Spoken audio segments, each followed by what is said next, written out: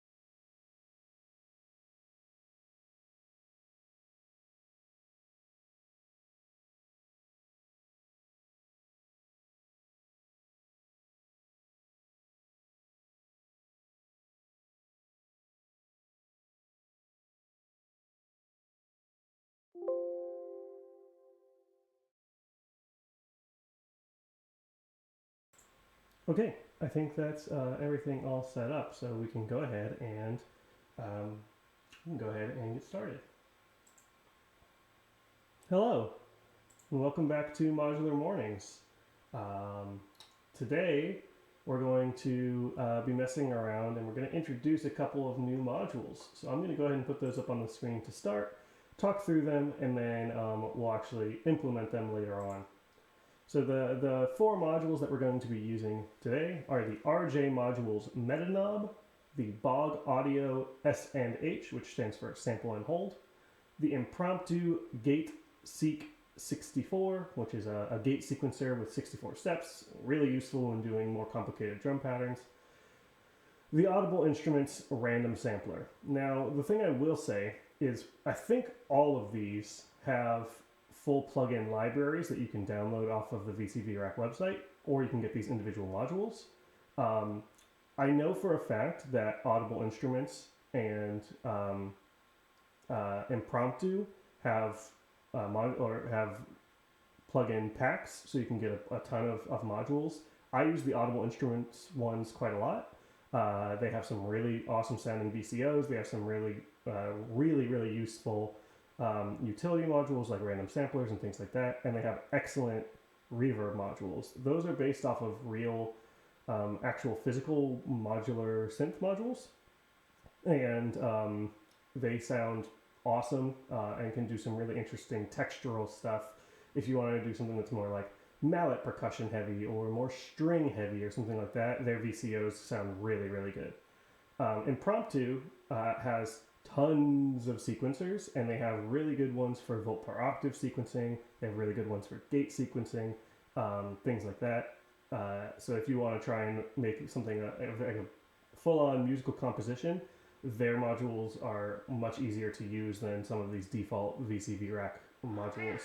The impromptu sequencers that have volt per octave tracking especially are useful because they have the ability to do song based instead of pattern based. So you can fill out, okay, here's a sequence from steps 1 to 16, and then as soon as that sequence ends, go to the next sequence and start at 17 to 32, basically. And so you can basically map out an entire sequence of notes and things like that to make a full song. And I think they support up to like 32 patterns, maybe even more than that. So you can make something that's quite lengthy and interesting, musically speaking. Bog Audio also has a ton of modules available. If you want quick and easy drums, their drum modules are very good. They have, a default kick module, a default snare module, a default hi-hat module, a default open hi-hat module. So you can make some good drum stuff using their tools. They also have a lot of great utility tools. Their sample and hold, that we're using, is really good. Their clock module is pretty good. Things like that. They have a lot of options.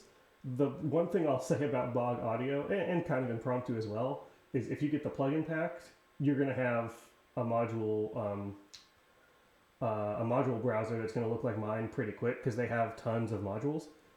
So like they're worth it because they're free and they give you so many options, but you might be a little overloaded with the things that you have. The RJ module is MetaNob. RJ makes a couple of other modules as well, but in my opinion, the MetaNob is by far their most useful module. It's just a big knob that you can hook up to as many things as you want. So you can do with one knob turn up and down multiple things. You can do, it supports unilateral, I guess is the term, turning. So 0 is 0 and 100 is 100. Or bilateral, where the middle is 0 and it goes to negative 100 and positive 100. I typically use the unilateral mode, but the bilateral mode is useful as well if you need to use it for that. That's kind of it for the modules that we're going to be using. I'll show you how they work and how we implement them as we start doing our thing. So why don't we go ahead and get to that.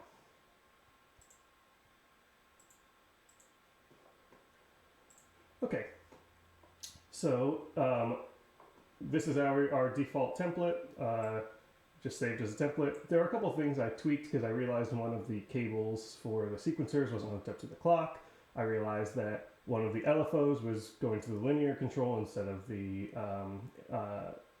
ADSR envelope generator. So I just like fixed a couple of things, but to be honest, the way it was working totally fine. I just decided that I wanted to pretty it up a little bit. So the first thing that we're actually going to do is we're going to use one of those modules that we talked about, and that is the Gate Sequencer 64. So the module browser, like I said, is pretty good. And you can click here, you type it in, and there you go, you got your Gate Sequencer 64. As you can see, it has 4 rows. Each row has 16. And so it also has 4 outputs. So you can use 3 different modes. It has 4x16, which means I want to like clean up space. So I want to get rid of all of these sequencers that I have for individual things, and each one's going to run off of one of the rows of these. They're always going to be in sync because this one's off of one clock. But you know, top row could be bass drum, second row could be hi-hat, third row could be snare, something like that. It also has 2x32. So first 2 rows are the first gate out. Bottom 2 rows are the second gate out. Make sense? And then for the people that like to get really picky with a specific pattern, it has the 1x64, which is all 64 gates are for one output. So you can do a really complex pattern like tooling around in here. I typically use it the most in 2x32. I like to use this one, the top one for kick and the bottom one for snare, because those are the ones that change or are more fun when they're a little dynamic. Whereas the hi-hat I like to keep pretty consistent rhythmically. I don't like it to do, you know, different things. I like it to pretty much stay on quarter notes or eighth notes or whatever. Sometimes I make it a little more interesting, but that's the general idea. So this is what we're going to use to make a more interesting drum pattern, and in an unusual turn of events, we're actually going to start with the drum pattern this time, and then we're going to play to the drum pattern. So what we do is the same as we do with all of our other stuff. We are going to hook this up to a gate, a clock, and we're going to hook it up to our reset trigger. I want this one to actually be twice as fast so we can do some cool stuff. And then we're going to hook it up to our regular reset trigger over here. And we're just going to go ahead and click that since nothing is going anyway. So now everything should be in sync. We're going to take our gate control off of this, and the top one we will use for our kick drum. So let's turn down our hi-hat for now, which is our middle control. And let's turn down our snare, which is our number 3, and then turn this up. So now we should just get kick drum, and we should get nothing because its gate sequence is blank. So if we want to do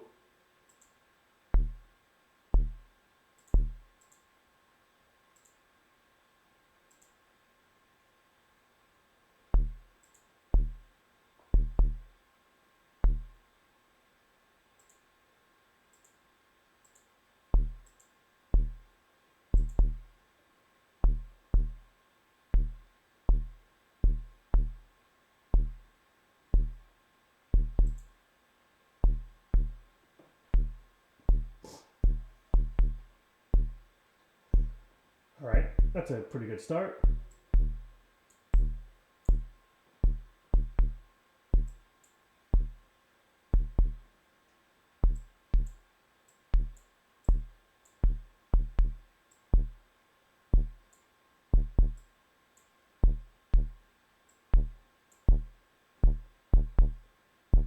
Okay, and then of course we're going to do our same thing for our snare.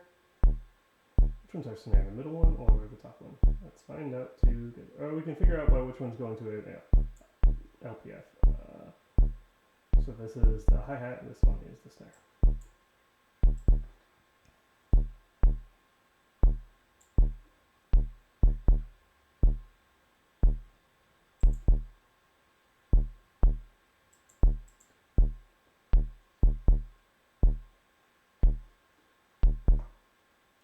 And then that's going out from here to this one, which is number 3.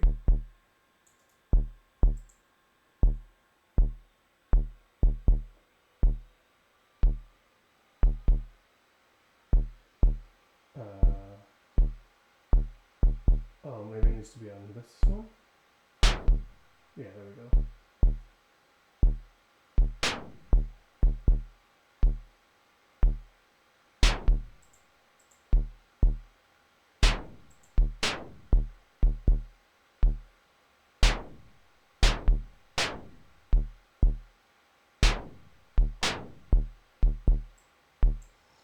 I actually think this is still too slow. Let's do 4.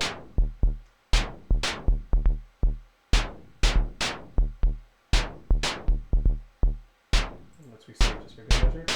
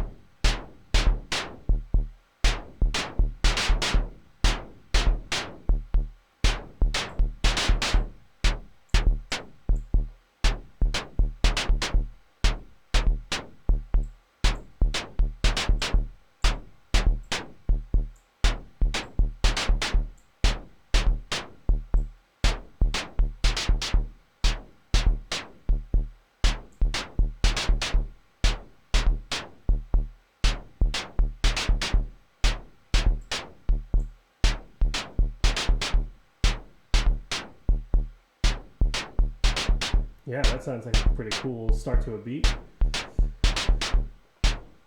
And then for the hi-hat,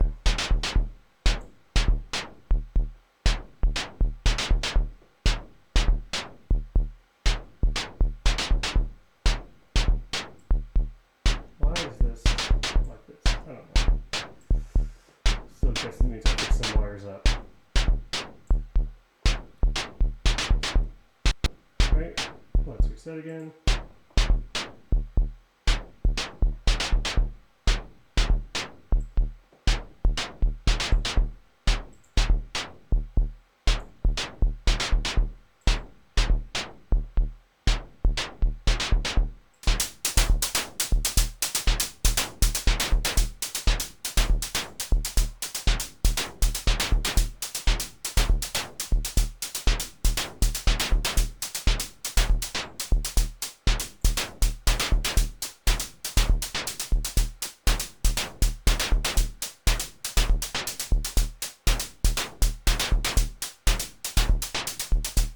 Yeah, there we go.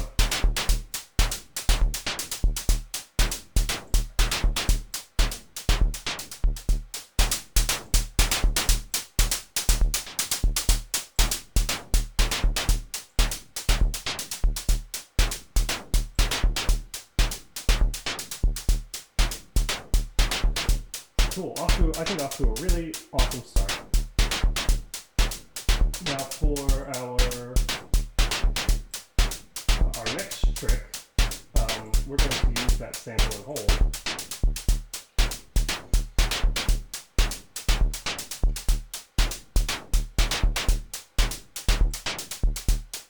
So this is the following audio sample and hold.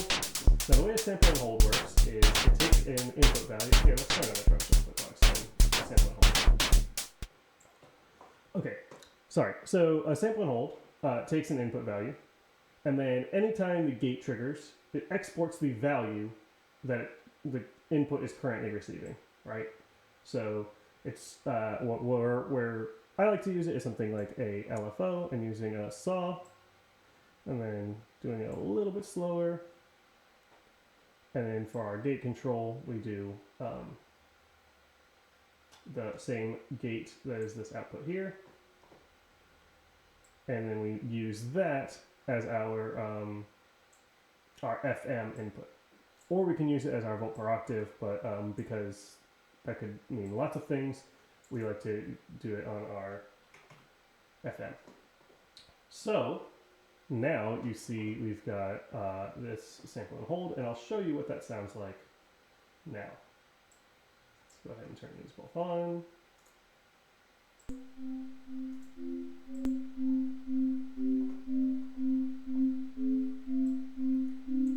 And then let's turn down everything except for that left channel.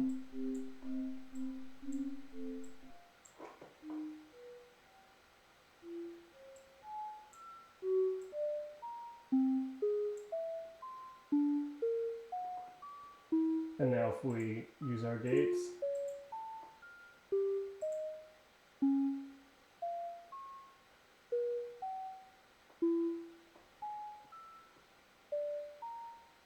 and so it's taking these values of the LFO whenever this gate is triggering and spitting out a frequency modulation value. We can turn up the LFO a lot.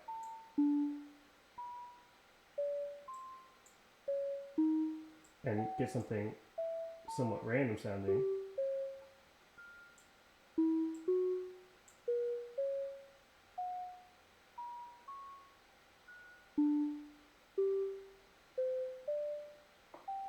I actually think our frequency modulation is allowing this to go too high, so I'm going to turn this down to 25 instead of 50.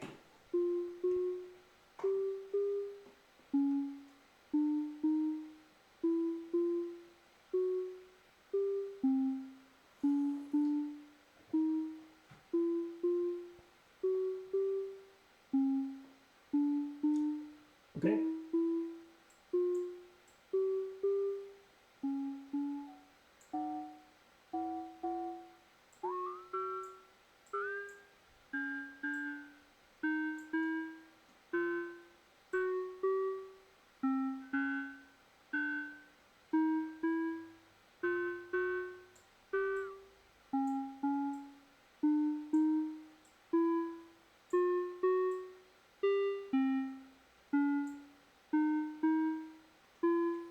So that's the basic of a sample and hold. Like I said, whatever value is coming in the input, when the gate turns on, that is the value that it's going to hold at. If you want to see an example of it a little differently, we can take this off. So that's still triggering on those times that we had preset. And like if we put this on a 4 times gate,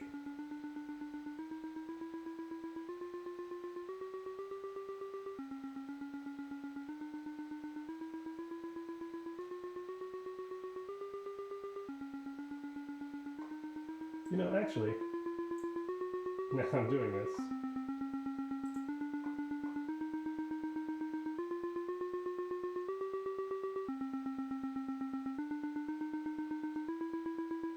That can be kind of cool.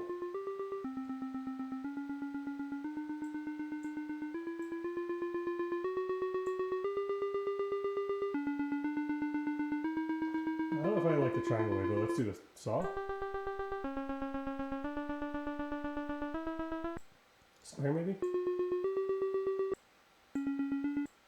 Saw.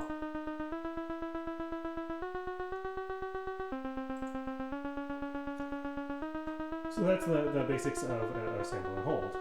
What we can do also is the same thing on our right channel, except, so we turn down pretty much everything. Let's put this one back up.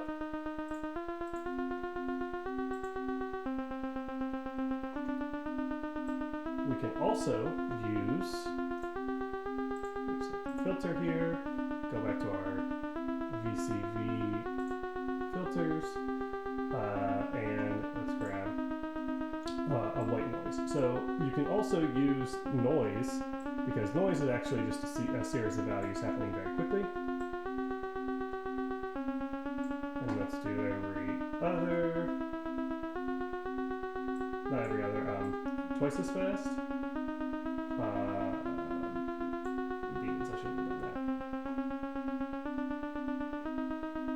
Because we want to do this opposite. Let's just put this here for now, put this here. I need to click the reset again.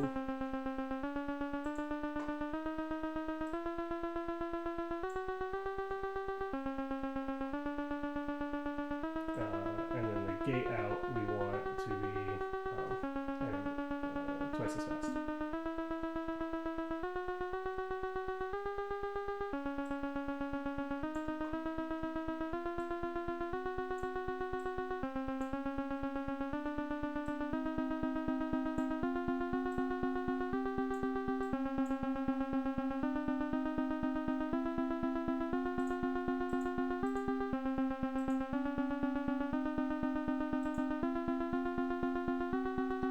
And so now, when we give this our FM input, set this to 25.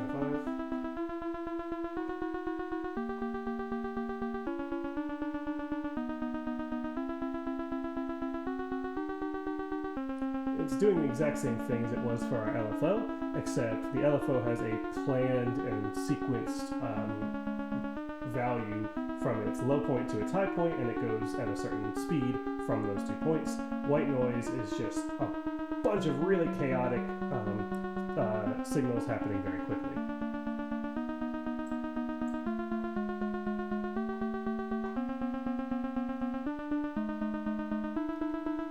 Okay, I think that's a pretty good start. Let's turn back on our drums.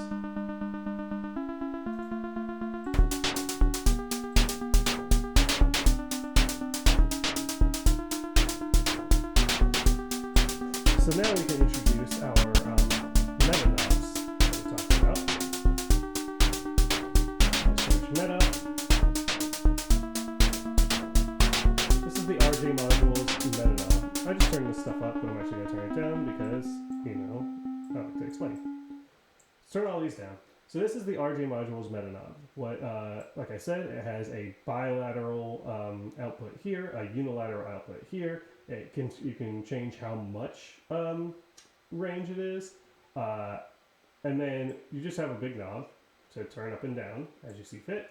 So if we put this all the way down to 0, and we say I want unilateral input for our mixer here, let's initialize our mixer. So right now there's no sound coming out, but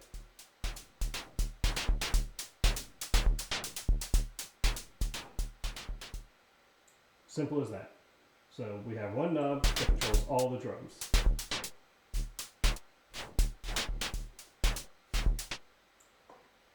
So we can also do the same thing. We don't need the module browsers because we're just going to duplicate this. And let's do not only our left main input, but our right main input. So now we turn these back on. Again, you'll hear nothing, but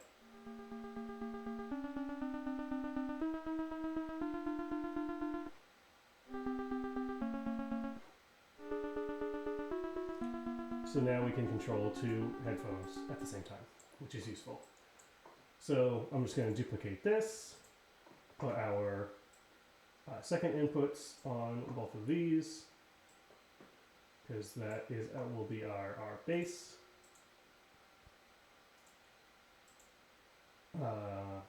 We do another one for our quote-unquote other sound. So now you've got drums, you've got main lead, I guess, bass, other. You can do as many of these as you want to do the same function.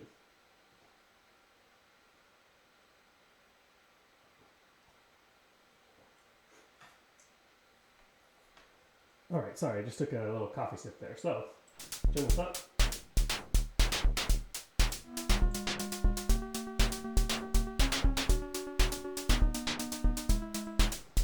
this down.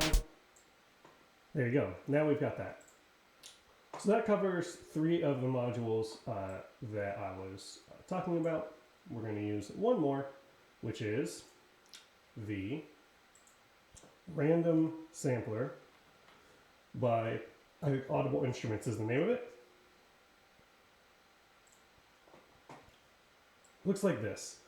So the reason I like this module for a random, so let's do twice as fast. Okay. So that's going to be our clock input. What all of these knobs do, let's put this somewhere where there's no wires in the way. How about that? We just have the one. Okay. So what all of these knobs do affect the randomness. So we have the rate, so we can turn up the rate, which is how likely or how unlikely it will be to sample. We have our bias, which says I want it more likely to happen on repeat. So like if you turn it all the way left, the bias is I want it on pretty much every single note. I want to be random, or if I turn it all the way to this side, it never triggers. So this left one is the random trigger. The second one is the clock, essentially. The third one is the inverse of the random. So if you set this just back to initialize, what's going to happen is you'll see these two, light number 1 and light number 3, are alternating when they're on. They'll never be on at the same time. And you have a bunch of other stuff. You can have jitter control, which means within the random, how much does it lean one way or the other. Deja vu, if you turn it all the way, it makes it more likely for the same value to happen. That's more useful, not with clock signals, but with something like LFOs, and you're using it as basically the same as like a sample and hold module. Do you want it to trigger the same one twice, or do you want it to move on to the next one, essentially is what that does. And then there's like other knobs that do other stuff. I don't know.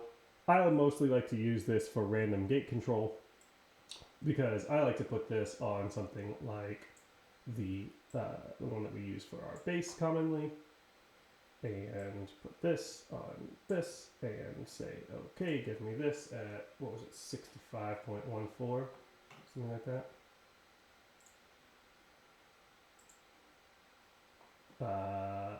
65.41. Wow, I was really close. I don't have the best memory, so I'm pretty surprised that I got that close. Okay, so now that's going to trigger randomly with some amount of control, I guess is the best way to put it. So now when we turn up our bass,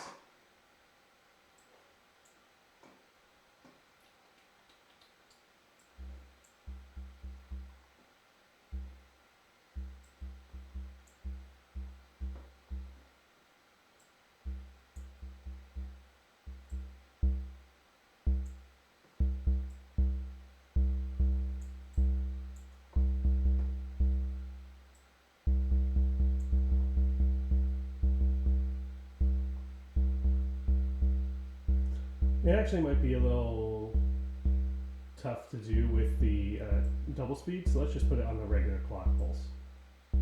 And it has its own internal clock as well, which is nice. So if you just want to hook it up to itself, it'll have an internal clock, and you can use the rate to do that.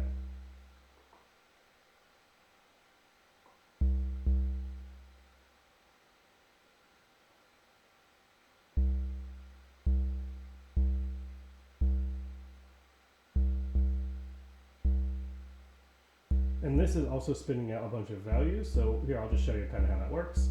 If we put this on our bass and we put this at 205.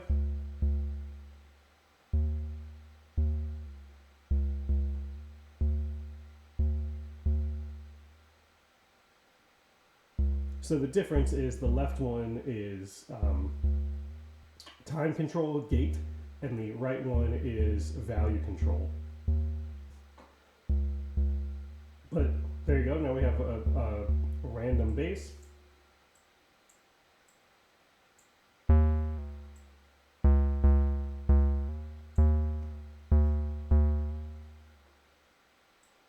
But it'll play in time because it only triggers on, it triggers randomly but only on beats, right? So that's the advantage of that module, and the reason I like it so much is you could say, here's the clock source, right?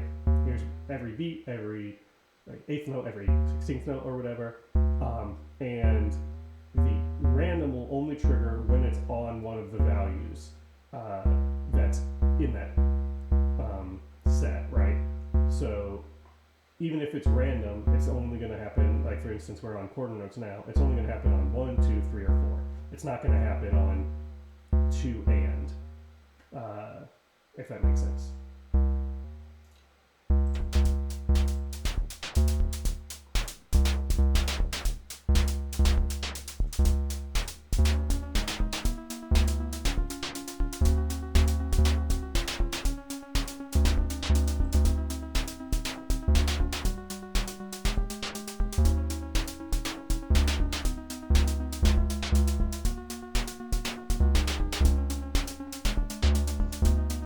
No, I'm actually not feeling it for the bass. I think I want the bass to be a little more consistent, so we'll use this random module for our extra sound. How about that? Let's put this back on using this MIDI.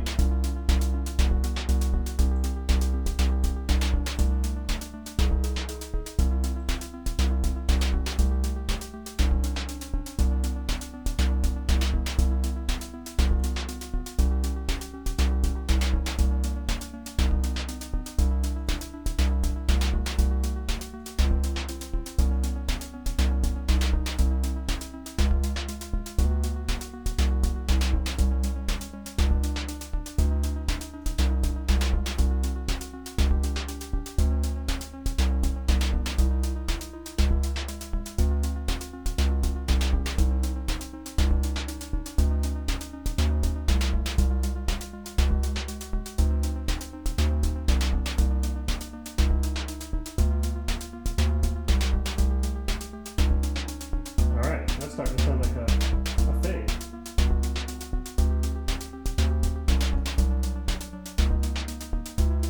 Okay, let's use this random after all. Let's put on eighth note speed. Oh, cool. Yeah, sorry, I don't know what caused that. I think it's the computer trying to think about what is happening on the screen, and it's just getting a little overloaded.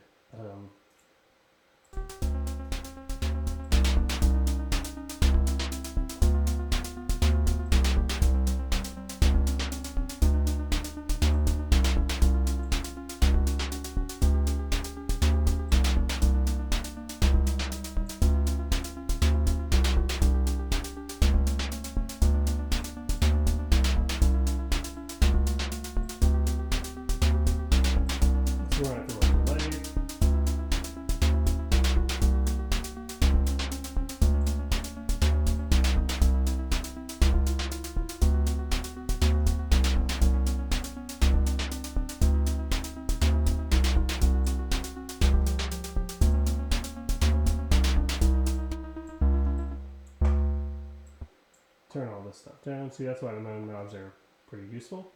You can use them to very quickly hear what you're trying to do.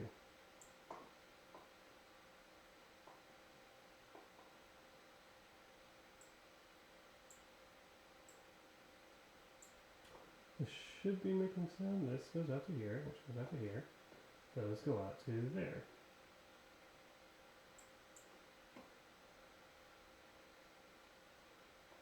Oh, I turned them down on the mixer instead of the meta knob.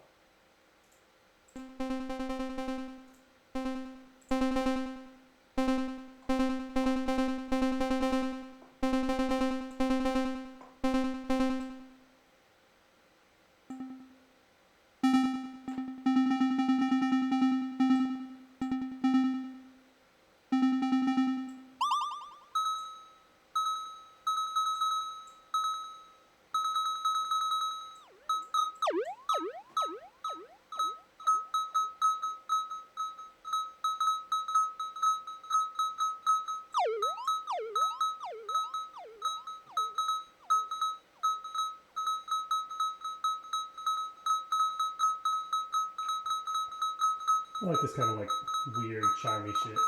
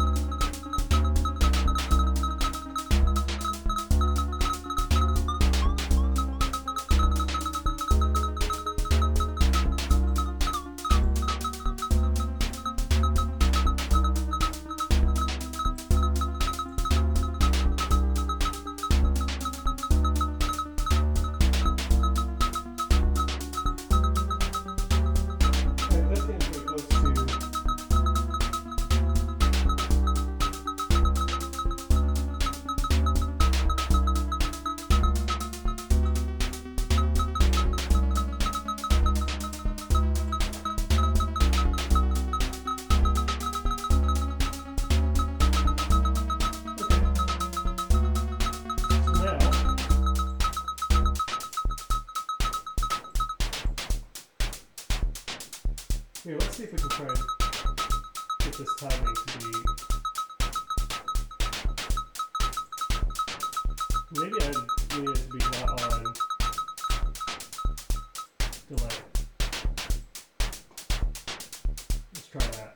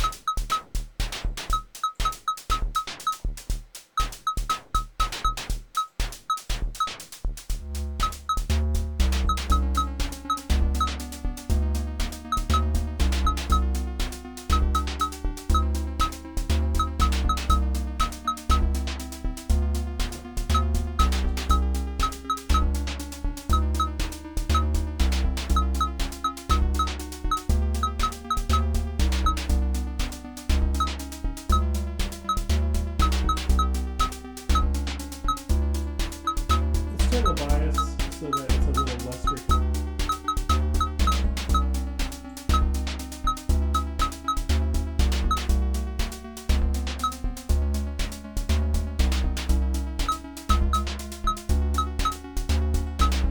Okay, so I think this is good enough to start recording.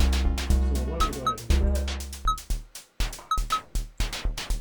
And now what's really great is we can start recording at full volume and just bring in the stuff as we see fit.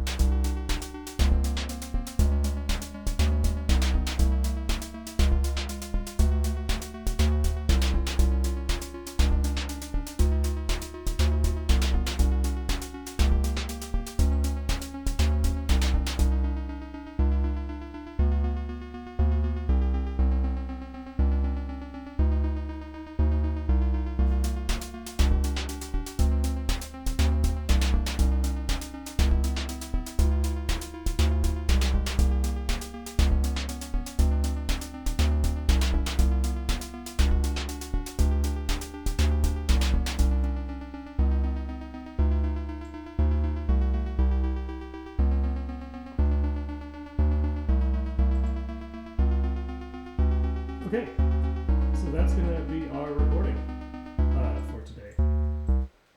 So what I'm going to go ahead and do is I'm going to initialize a lot of these sequences and things like that, but I'm actually going to save the template with these meta knobs in place so that we can use them later because, like I said, I think they're really valuable for turning up and down our parts so that we can make the composition a little more dynamic.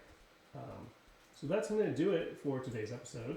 I hope that you enjoyed this one, and I hope that you saw how useful some of these other modules can be. We can probably do a couple more episodes using just these modules, so we might go ahead and do that before we move on to doing some of these other ones later. So, as always, thanks for stopping by, and I will see you on the next episode of Modular Mornings. Bye.